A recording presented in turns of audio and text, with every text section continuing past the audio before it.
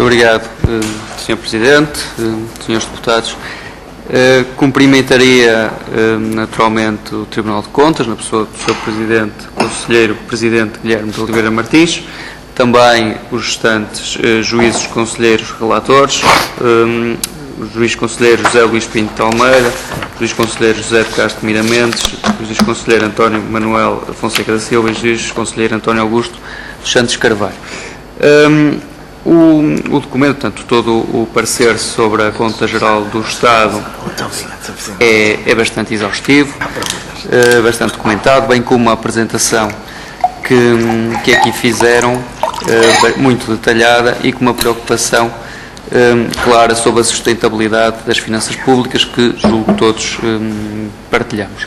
Portanto, quer na opinião sobre a Conta Geral do Estado, quer sobre a Conta da Segurança Social, isso ficou bem expresso, e depois esta questão das 86 novas recomendações, colocadas depois com detalhe, quer no documento, quer depois nas caixas especializadas, bem como nos aspectos em que deram maior ênfase. Portanto, ao longo da apresentação e ao longo do relatório, portanto, anotei aqui algumas questões que me parecem ser central, portanto, desde logo as 7 questões individualizadas inicialmente sobre a aplicação da contabilidade patrimonial da Administração Central, com ênfase especial, como também referiram, no saldo das receitas e das despesas orçamentais relativas ao EPN, e, portanto, em que tudo somado um valor acima dos 2.600 milhões de euros, e que foi bastante relevante. Depois... 2.200. Sim, eu somei os 2.200 a somar aos 476 de 2012, exatamente. Portanto, é uma imprecisão. Exatamente, 2.206 milhões de euros a somar aos restantes. Exatamente, somando aos 476 de 2012, portanto, aqui está claro, aqui na apresentação, portanto, foi aqui um lapso ao referir, porque na altura efetuei aqui a soma. Depois, a questão da Administração Central, portanto, com a reserva e a não aplicação integral do PFCP, portanto, uma recomendação especial e que deram um especial ênfase. Depois, também, nas reservas no juízo sobre a conta da Administração Central, a omissão ou subvalorização das receitas e despesas relativa aos municípios. É uma questão relevante, sobretudo numa altura em que há uma crescente municipalização, em que as contas dos municípios, em que os municípios assumem cada vez mais transferências e incumbências do Estado Central, e, portanto, a questão que colocaria-se esta reserva relativa aos municípios não assume aqui um papel primordial nesta altura em que eles são tão requisitados.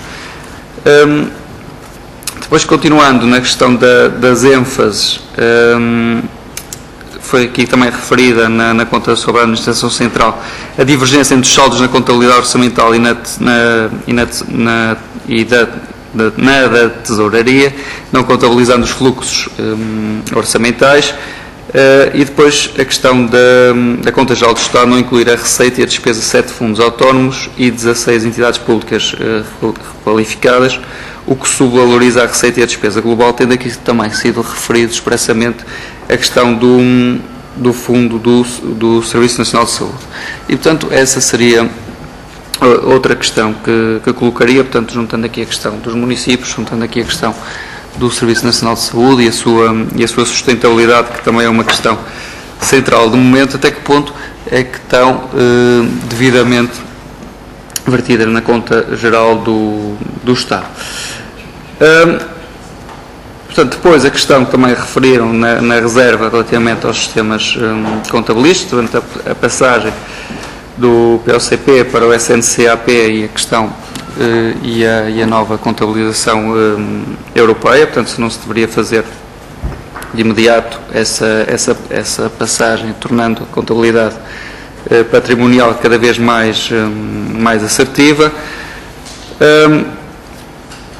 A questão, portanto, na questão das reservas de correção financeira e a regularização do estoque da dívida direta, portanto, aqui também a subavaliação do estoque da dívida pública em 2013 em 24.800 milhões de euros, o impacto que isso poderá ter.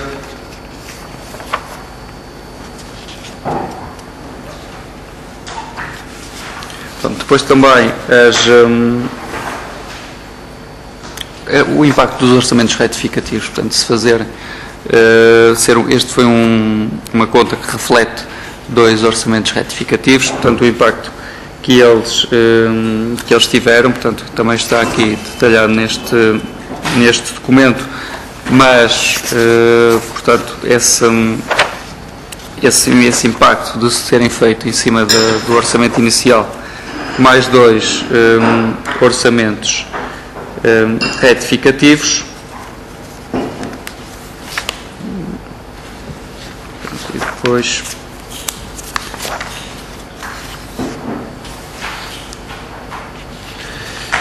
outro ponto também, já no juízo